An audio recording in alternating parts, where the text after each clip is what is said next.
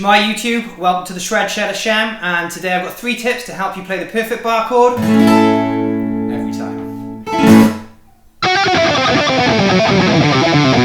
The Shred Shed of Hashem!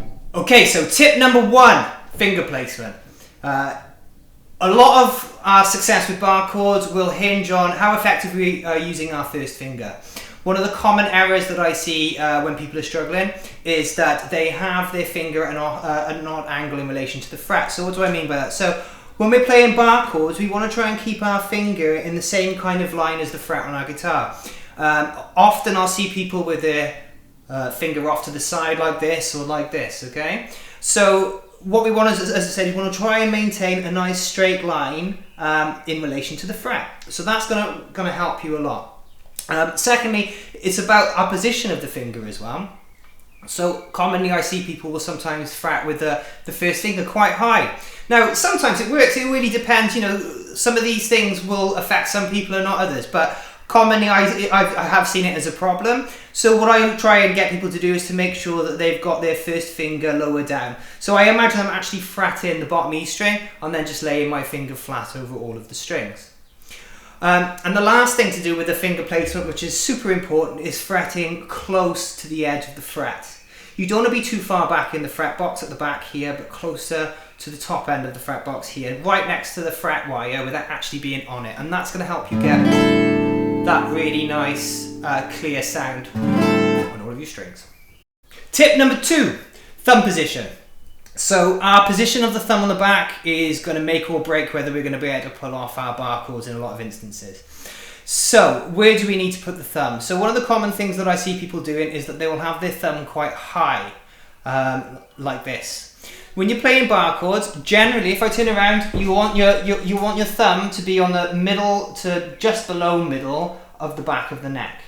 Okay, so why is this important? Well, again, it's all about that first finger placement. If I bring my thumb up here like that, and then I turn the guitar, you can see that my first finger is off at an angle in relation to the fret. I need to bring my finger, as I said, in line, like we talked about in tip number 1, in line with the fret. And to do that, having our thumb at the bottom of the neck, midway to just below midway at the back, is what's going to help us get there, and also it's going to help with the grip. Okay, so tip number 2, watch what you're doing with your thumb at the back.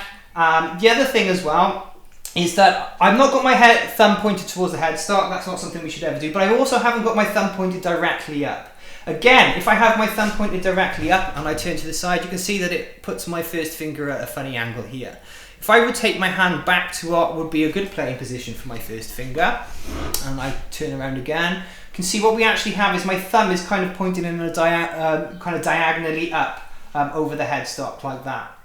And again, this is the natural playing position, okay? So if I take my hand away, you can kind of see here that this is just the natural way my hand would work, and I'm not doing anything that's going to give me problems later on. So tip number 2, watch that thumb.